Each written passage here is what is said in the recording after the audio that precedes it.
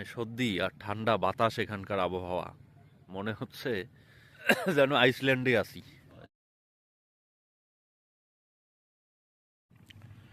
So guys, আমরা উলিপুর থেকে finally চলে আসলাম আবারও ঘাটে। আমরা এখন উলিপুরের ঘাটে আছি। সো নৌকা সম্ভবত আমাদের পাওটানা পাওয়ার প্ল্যান্টের দিকে আছে, ওইখান থেকে আসবে, তারপর আমরা ব্যাগ দিব।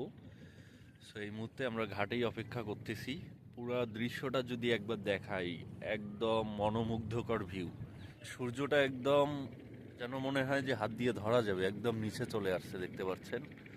পুরা দেখতেই অসাধারণ লাগে। তারপর আমি পিছনের ক্যামেরা দিয়ে আপনাদেরকে দেখাচ্ছি। এই যে দেখতে পাচ্ছেন পুরাটাই ফাঁকা, একদম মরুভূমির মতো। আর এই যে সূর্যটা একদম এতটা কাছাকাছি, মনে হয় যে ওই পারে যেন সূর্যটা নেমে যাচ্ছে ধীরে ধীরে। আর ওই যে ওখানে অপেক্ষা করতেছে মানুষজন, আমরা ঘাট থেকে এখনো একটু দূরেই আছি। নদীর পাড়ের মানুষদের জীবনযাত্রা একদম অন্যরকম।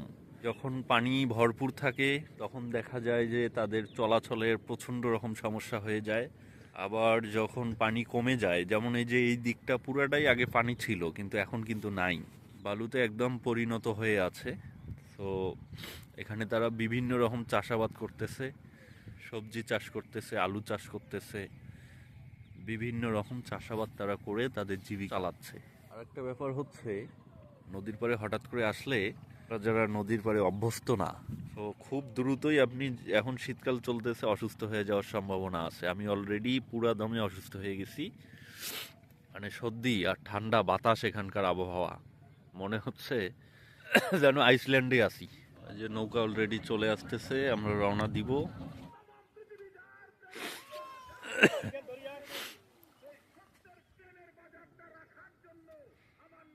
সেই হচ্ছে অবস্থা। আমরা এখন যাত্রা করব, যদি দেখাই একটু তাহলে, ঠিক ওই যে ওই পারে।